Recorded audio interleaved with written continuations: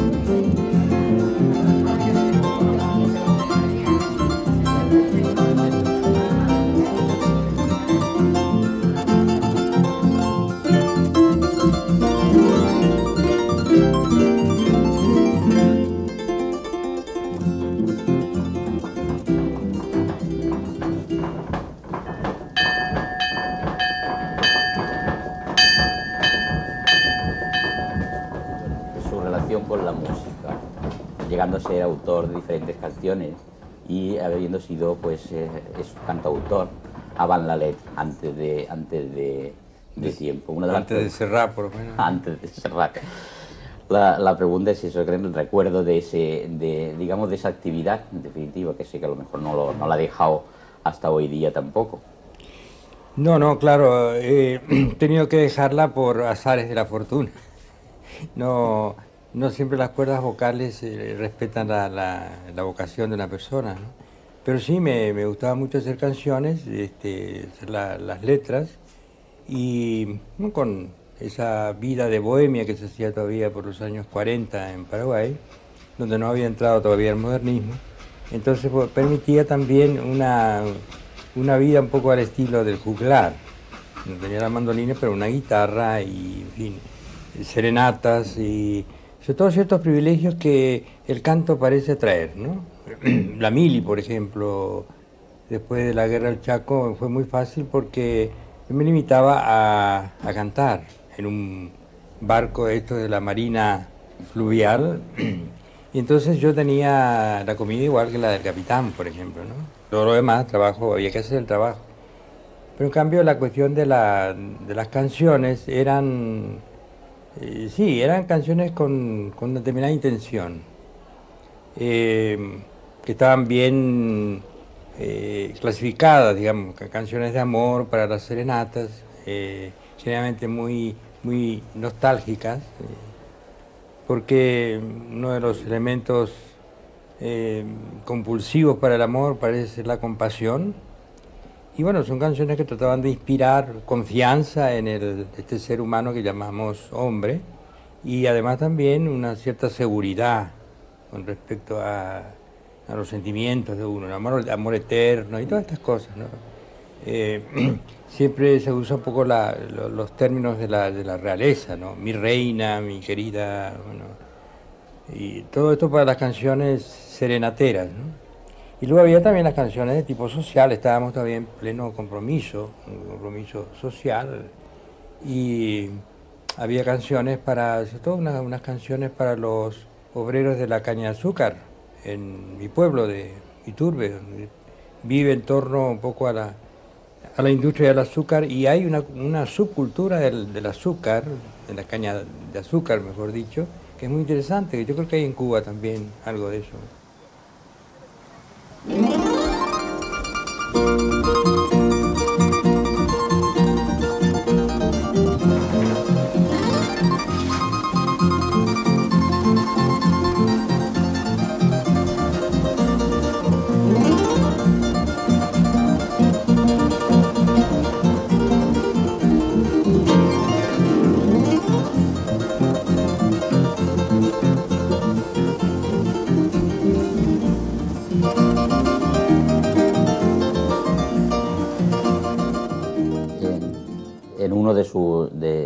sus libros, Hijo de Hombre, hay Miguel Vera, el protagonista, en su viaje desde el pueblo de origen hacia Asunción, en un trayecto, para una parte del trayecto, al subir otra vez al tren que ha de conducirlo hasta Asunción, pierde un zapato.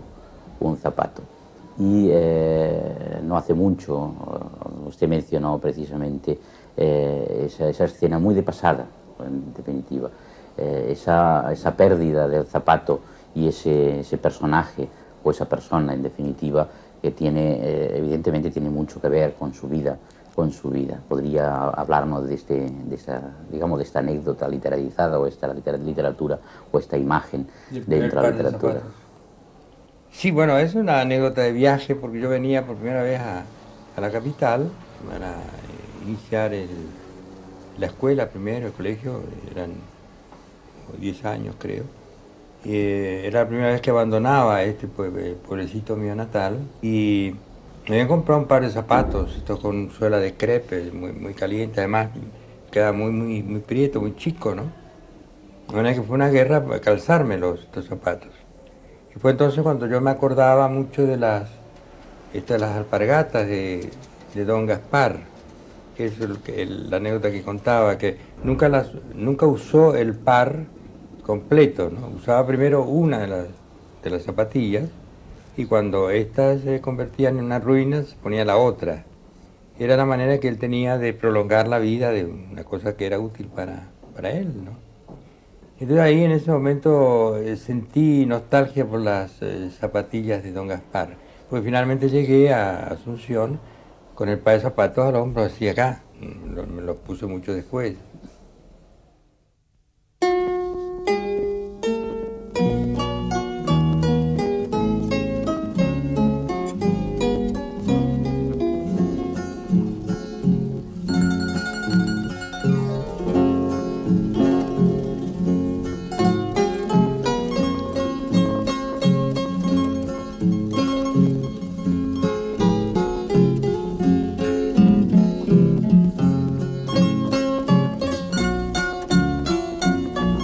Les agradezco muy cordialmente esta asistencia, esta presencia, para un testimonio que probablemente para ustedes va a resultar un poco difuso, puesto que provengo de un país que tiene una cultura común con la de España, una lengua común, pero además otra característica. Yo tendría que hablar brevemente de mi país, el Paraguay, que está en el centro de América del Sur.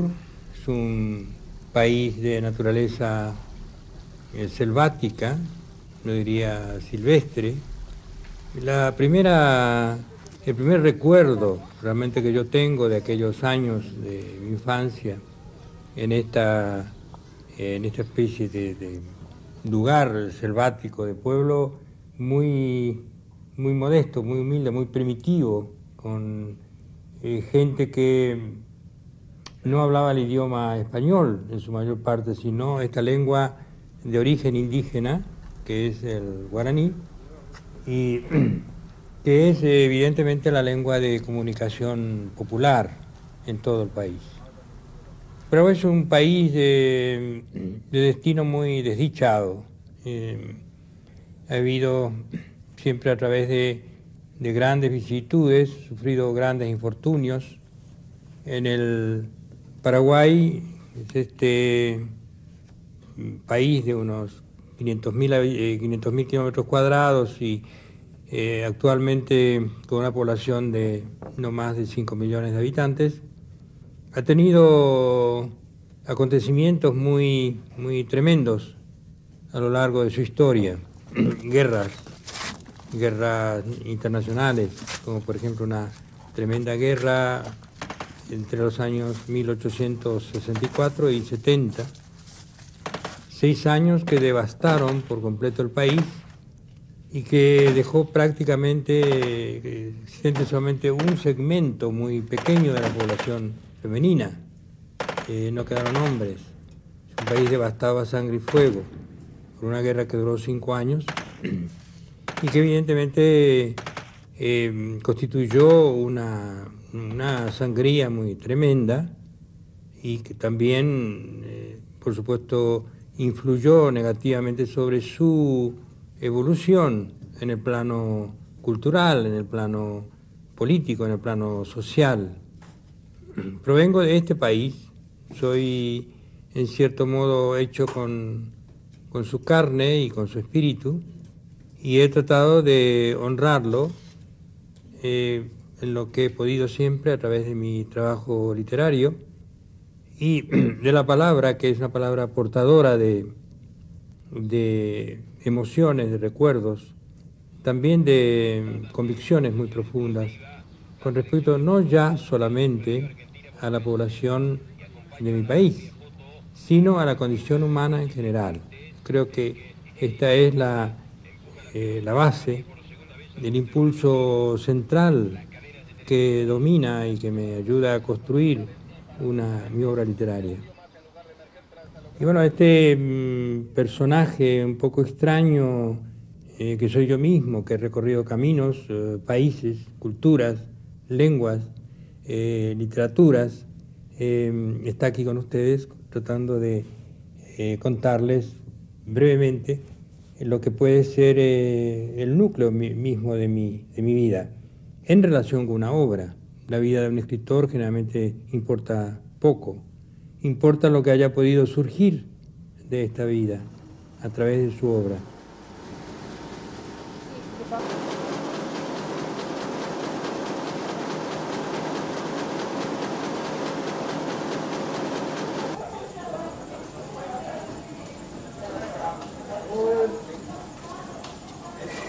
Lo conocí a Roa Bastos hacia fines de los años 60, cuando él pudo volver al país, aunque solo por unos días.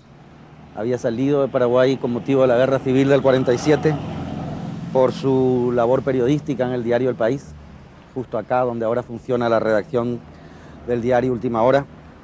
Y no había podido volver hasta fines de los 60, en que se le dejó entrar provisoriamente por un breve tiempo para participar junto con otros escritores. Recuerdo al paraguayo Gabriel Casasia y al peruano Mario Vargas Llosa, que habían venido en ese momento, con organización de instituciones internacionales, y eso le permitió que viniera esa vez y algunas otras veces por tiempos breves, para lo cual estos organismos solicitaban permiso y hacían gestiones, y eso le permitía, creo que a Roa, y era su cordón umbilical central, mantenerse conectado con la juventud de Paraguay. Creo que la mayoría de los jóvenes paraguayos, escritores, intelectuales, periodistas, tuvieron una estupenda influencia de él en esas visitas en las que trataba de transmitir, como ha hecho siempre, tratarse de mantenerse conectado al país a través de los jóvenes.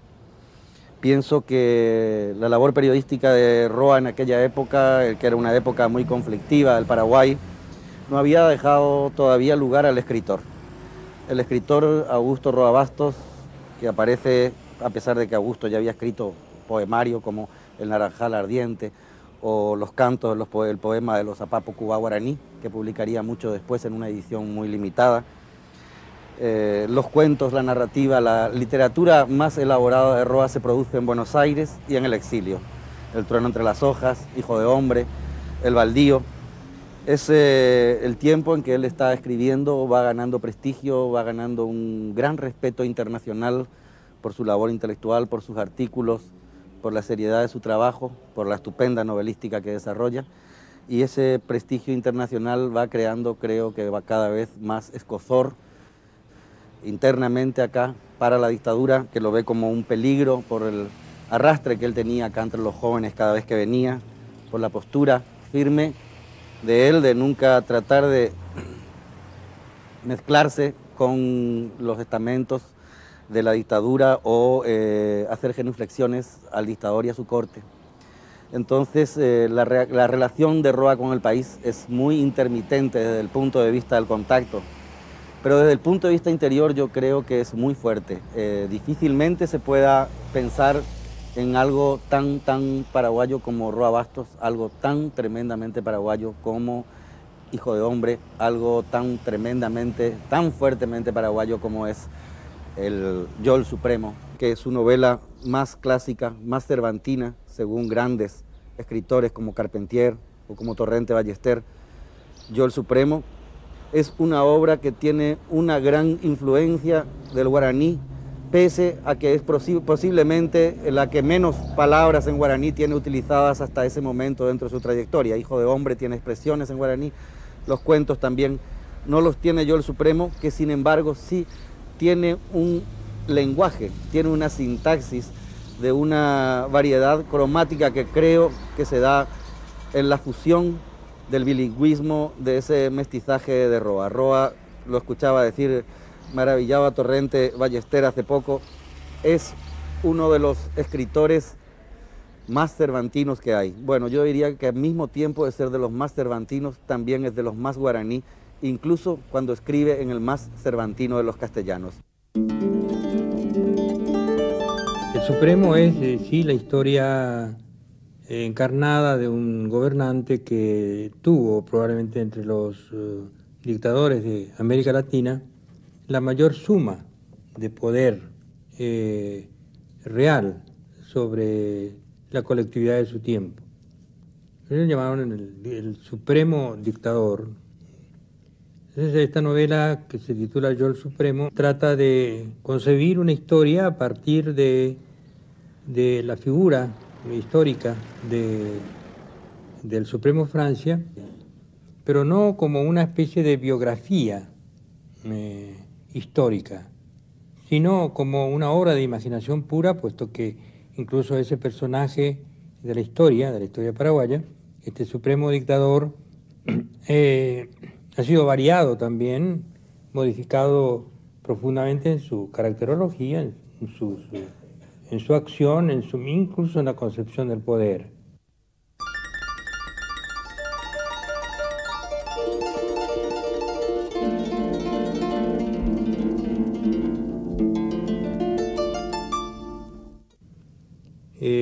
Paraguay, después de aquella catástrofe del siglo pasado, en que quedó totalmente devastado, como les contaba al principio, tuvo otra guerra internacional, la primera guerra internacional, digamos, moderna, que se produjo en América Latina, con tanques de guerra, en fin, con entonces aviación, cañones supermodernos, etcétera, etcétera, que fue la guerra del Paraguay con otro país, el de Bolivia, y cuyos orígenes realmente fueron terriblemente perversos para ambos países.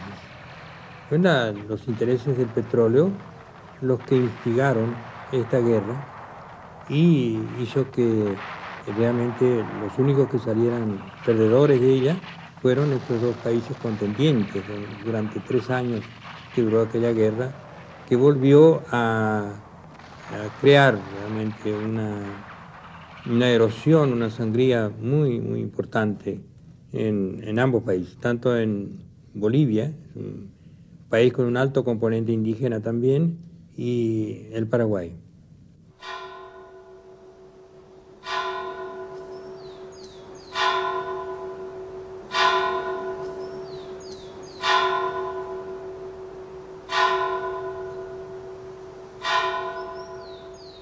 Yo creo también que los pueblos son, a su modo, intérpretes de un destino colectivo.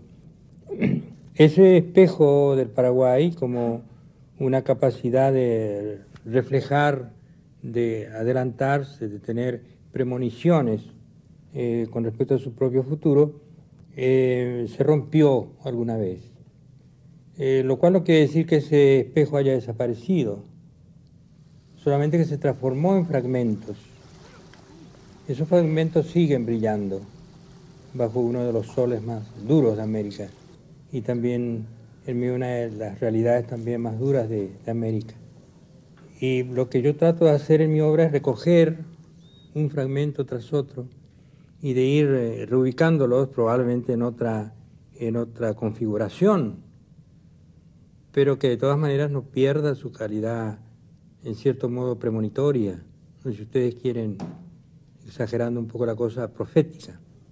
Quiero que mi obra sea en cierto modo un espejo de premoniciones, un espejo que refleje el futuro del país, no solamente lo que ya ha vivido, sino lo que tiene todavía por vivir.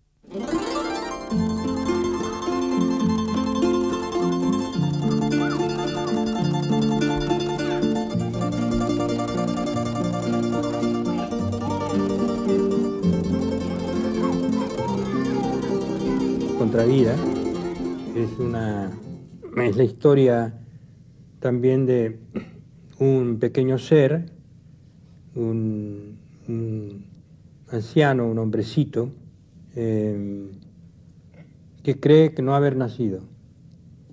Pero toda la vida de él se desarrolla como una vida muy activa de una energía sobrehumana que ayuda a morir y a vivir a la gente, ¿no? Es una obra también que está muy teñida con mis recuerdos de infancia. El personaje central de esta obra es un hombrecito que yo conocí, que incluso era de este pueblo natal mío, ¿no?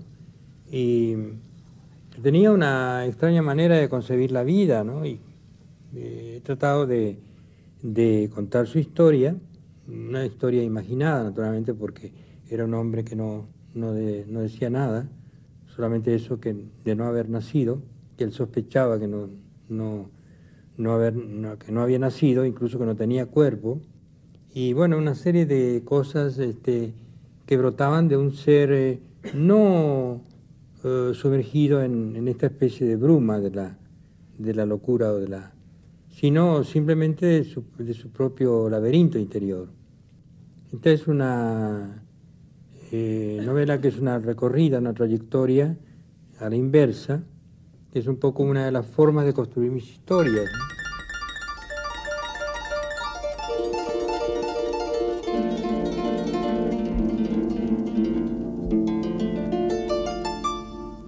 No se puede prescindir de esa fidelidad profunda que uno tiene con sus raíces, con su comunidad, con una comunidad determinada, ¿no?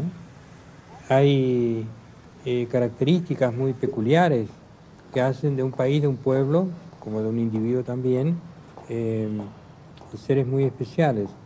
Evidentemente, yo como escritor siento que estoy saturado por esa pasión no solamente de conocimiento de mi propio país, sino del reconocimiento que también hago de ese país, ¿no? Pero evidentemente en la obra literaria lo que uno proyecta, por lo menos lo que yo trato de proyectar, es el núcleo de esta realidad hacia la búsqueda de una dimensión universal. Yo por eso he sido siempre refractario a la literatura superficialmente realista o naturalista. No me interesa mucho el folclore como una fuente de inspiración. Creo que hay planos en la imaginación mítica, los propios mitos de origen, que proveen de materiales mucho más fuertes, mucho más sugerentes. Yo he tratado de combinar ambas cosas, mi pasión, mi lealtad por mi país, y al mismo tiempo una fe en la capacidad de la escritura para crear mundos de fantasía, que en cierto modo no reemplazan ni sustituyen al mundo de la realidad, pero que la proyectan.